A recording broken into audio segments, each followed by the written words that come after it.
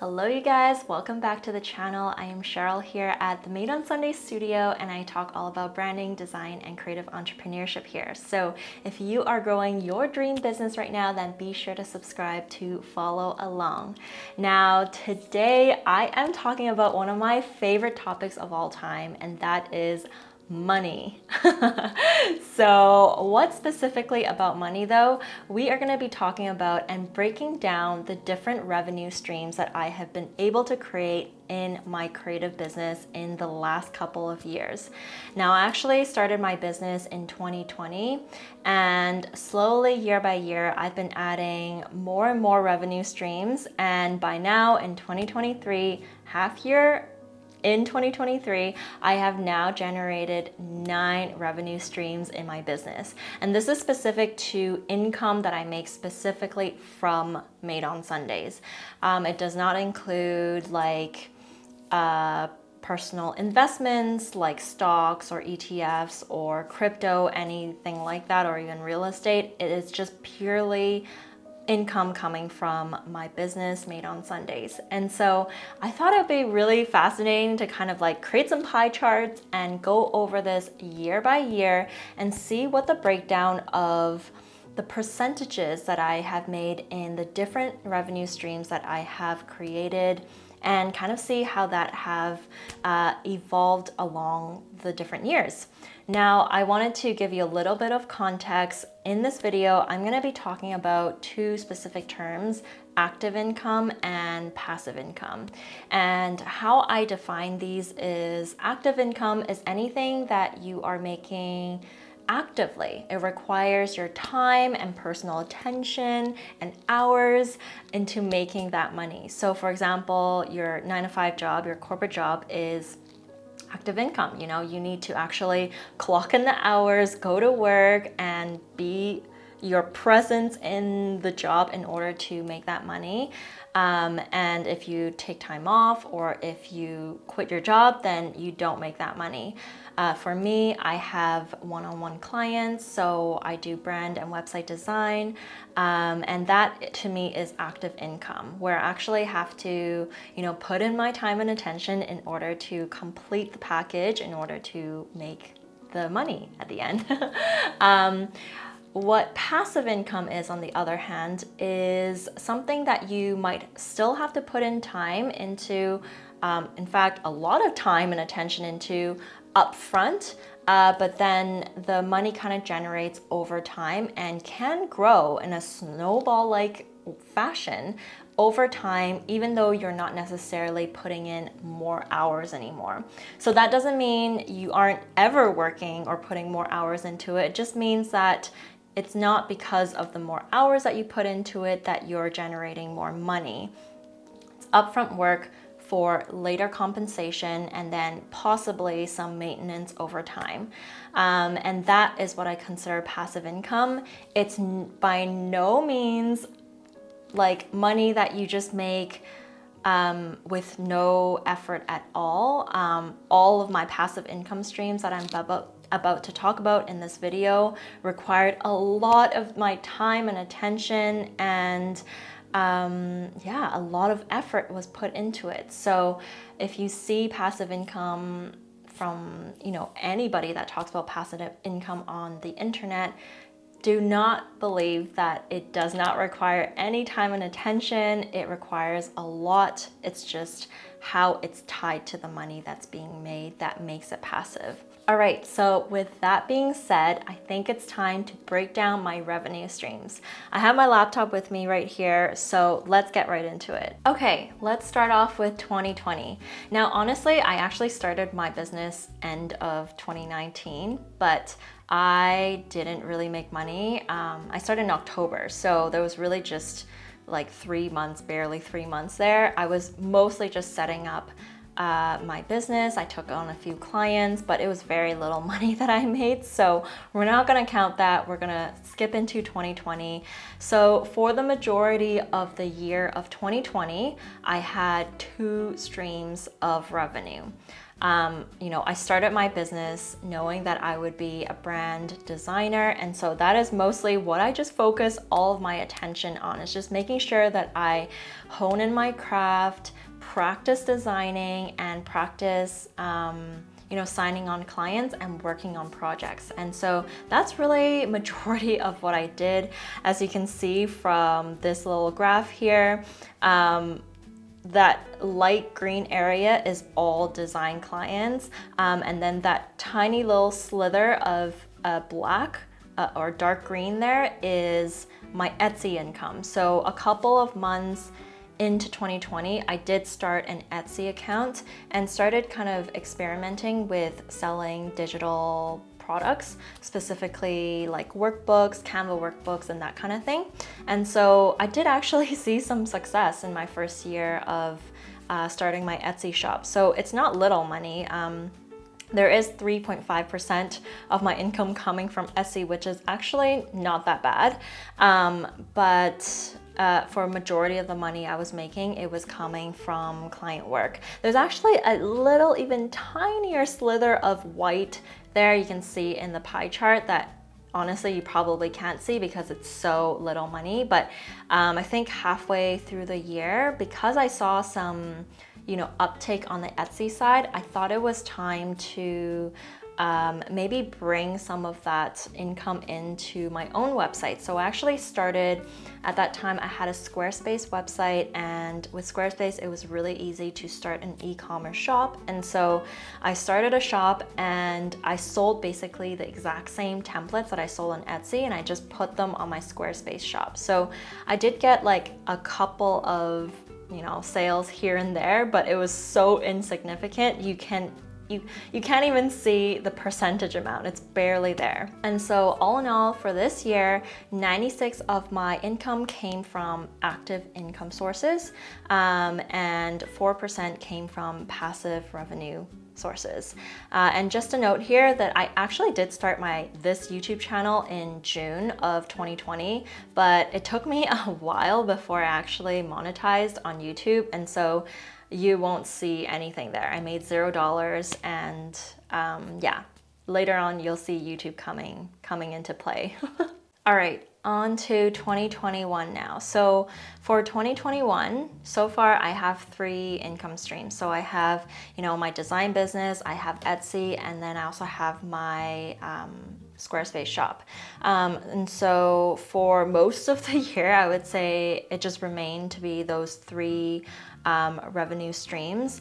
Now this year I did start to see an uptake in my audience because of my YouTube channel. It was slowly growing, and so instead of directing people to my Etsy listings, I started directing people more to my own website on my Squarespace shop. And so I did start seeing the revenue start kind of shifting from Etsy over to my Squarespace shop. So you kind of see the Etsy percentage here go a little bit lower at 2.5%, and then there's 2 tiny little slithers there. One of them is the Squarespace shop. It's so little you can't even see the percentage.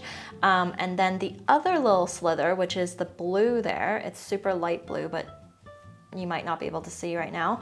That is actually from affiliate income. So by the end of 2021, I actually started my 4th revenue stream, which is from affiliate income. So it was just partnering with brands that I already use every day. I think there was Canva there, and maybe even Notion there, or Loom maybe. I can't remember which affiliate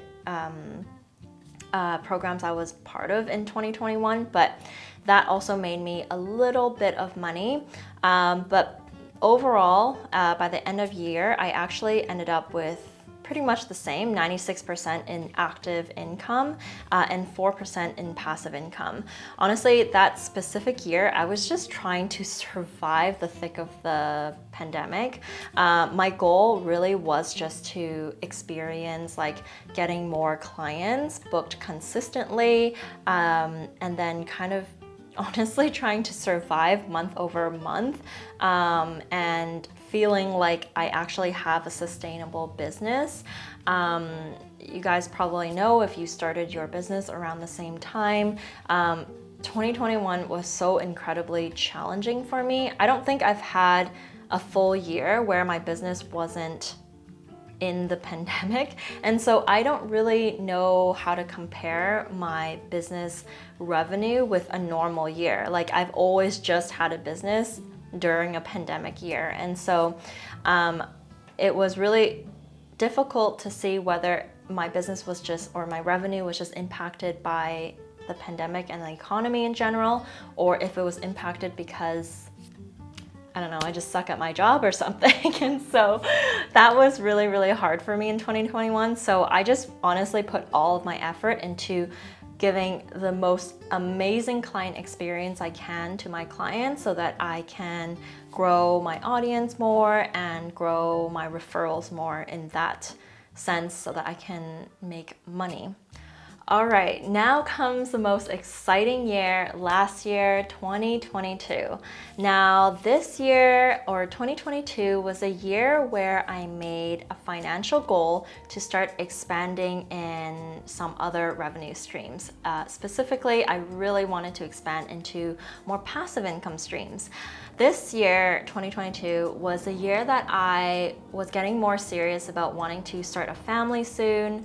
And I live in Amsterdam, and so Amsterdam's mat leave is really, really bad. You basically get like no money for like 4 months, and so that's not money that I can rely on if I ever want to take mat leave, in my business. And so I had to make sure that I find a way to be able to continue getting paid with minimal work, or no work at all. So it was my ultimate goal to start expanding in passive income streams so that potentially 1 year in the near future that I can rely on some of these this revenue while I take some time off from my job. And so in January, thankfully, I actually started monetizing on YouTube. Hooray! So it was so exciting. I didn't make much money in the very beginning, but I did see that revenue grow month over month on YouTube. So that was very, very exciting to see. 9.1% of my income came from YouTube that year. And that's honestly a huge amount. Like I did not expect that. So that's very, very exciting. And then also that year, I actually rebranded my business. And so I launched a new website and I actually moved from Squarespace over to Showit. And so with that rebrand and new website, it actually generated a lot of new excitement, both for myself as well as to my audience, to my website and my shop. So I definitely saw a little uptake on my digital shop, which was so awesome, and client design work was actually doing very well too. In addition to the boost of my new rebranding, in June of 2022, I actually started teaching on Skillshare as well. And so June was when I submitted my very first class on Skillshare called Canva Basics, and it actually started making a decent amount of money very, very quickly. And I was very, very surprised by that because YouTube clearly took me like nearly 2 years in order to get monetized. And so I was just so happy to see that it took way shorter amount of time to start actually generating revenue through that revenue stream. And so as you can see here, this year 74% came from my design clients, just over 10% came from Skillshare already, and that actually already beat YouTube at 9.1%, which is like insane to think about. So it kind of makes me wish that I started Skillshare a little bit earlier, maybe in the same year as YouTube, because I feel like that platform would have done really well for me. But who knows, maybe my Skillshare platform actually did well because I started growing my audience on YouTube and people were taking my class from my YouTube channel. And so, you know, that could be the reason why I saw success really quickly on Skillshare. And then the next biggest revenue stream is actually my digital shop. So because of my rebrand, 3.4% of my revenue actually came from my shop on Show It. And so that's really great. I think I only added a couple more items into my digital shop. So I think that actually might be the year where I started adding Notion templates into my shop as well. So that definitely saw some uptake as I started talking about Notion on my YouTube channel as well. So that was really, really great. The blue there is actually affiliate income. It was a little bit small. Let me just see how much it was. So in 2022, affiliate income was 3.04%. So it was just a little bit small to put it into this little pie chart here, but it's almost the same as my digital shop. So I'm actually quite surprised there. And then that little tiny slither of black there is actually Etsy. So again, I started shifting most of my attention onto my digital shop instead of my Etsy shop. So Etsy definitely saw a dip, and Etsy really, really relies on consistent new listings in order to do well. So I know a lot of you have reached out to me about your Etsy shop after watching one of my Skillshare classes. And I'll be honest, now that I have grown my audience, I think Etsy was a super fantastic stepping stone for me. Once you start seeing an uptake in your audience, I personally recommend transitioning those sales into your personal shop so that you can keep more of the revenue. All right, so all in all, by the end of the year, I had 6 revenue streams. Let's see, there's design clients, Skillshare, YouTube, digital shop, Etsy, and affiliate, so 6 revenue streams.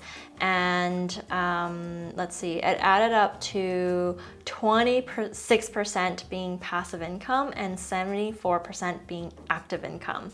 So that is a huge uptake. I think the previous year was 4%, and I grew it all the way to 26%, which was just mind-blowing to me. I did not expect the results to come so quickly. So I'm very, very happy with how that has grown in 2022. All right, so we have made it to 2023. It is at the half-year mark right now. As of today that I'm filming this, it is July 6th. So really it is the half-year mark. And this year, seeing the momentum of my passive income streams growing last year, and really it made me really feel so hopeful, and I saw the opportunity to grow in those areas. And so this year I really made huge financial goals to expand that even more. So my goal this year was actually to have shift 50% of my revenue into passive income streams, so that it would be a little bit more even in terms of active and passive income. And at the same time, obviously growing my total revenue that I was making.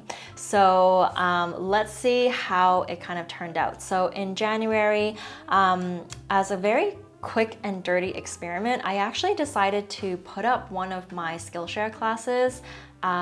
It's the Etsy one onto Udemy as well. Now, I personally, to be very honest, don't really love the Udemy platform in terms of how the revenue is structured and how class prices are structured on Udemy. But because my class was already on Skillshare and doing well, I thought there was really no downsides to just give it a try and experiment it. Worst case scenario, I just pull it off of Udemy a few months later if it's not working out, or I feel like it's cannibalizing my Skillshare revenue there, or students there. And so I thought I would throw it on there just to see how it goes. So there was my 7th revenue stream. Surprisingly, it actually started making money pretty quickly. Not a lot in the beginning, but after a couple of months, it started making a couple hundred, which is honestly not bad given there was almost no additional work for me at all. Like, I literally just took the same videos and then uploaded onto Udemy, and then really that was all the work that I did. I did not market it at all. I just wanted to see how good the Udemy internal marketing was, and seeing if they will pick my class up and how that went. So honestly, for a revenue stream where I actually put in almost zero work, maybe like an hour or 2 hours of just like uploading time, that's not bad, a couple hundred a month. And so let's see here. So Udemy, it was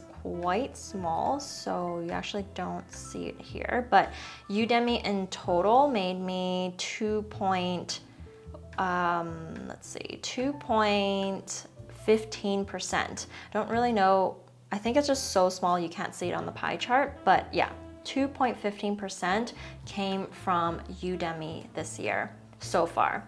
And then let's see what else happened this year. So in February, I was actually reached out by one of my dream companies for a partnership, and it was technically a user-generated content, like it wasn't posted on my channel, but I did categorize it as a sponsorship in this case because they were hiring me for my brand presence because I was already talking about their brand, and I use their brand wholeheartedly for years. And so that was a really, really big surprise for me. I did not imagine that I would get brand sponsorships this year. That was never something that I was really actively working towards. I mean, it was always at the back of my mind that would be amazing if I can branch out into sponsorships, especially since my YouTube channel is slowly growing bigger and bigger now. But it wasn't something that I was actively trying to achieve or work, and I definitely did not plan that into my finances. So actually it was so crazy, but I think in March and April, I also landed 2 more partnerships with 2 other like dream companies to work with. And so as you can see here, sponsorships actually turned out to be 15.4% of my revenue so far, which just blows my mind because again, this was a surprise revenue stream. I think that would be now my 8th revenue stream, which is insane. So that was awesome, but I do want to note here that sponsorships is considered active income in this sense for me because, you know, I have to literally put in time and work in order to film these videos or whatever content I'm creating for these sponsors. And so I wouldn't consider these as passive income streams per se, because I get one lump sum of money. It's not something that I continuously get paid for. So that contributed into my active income.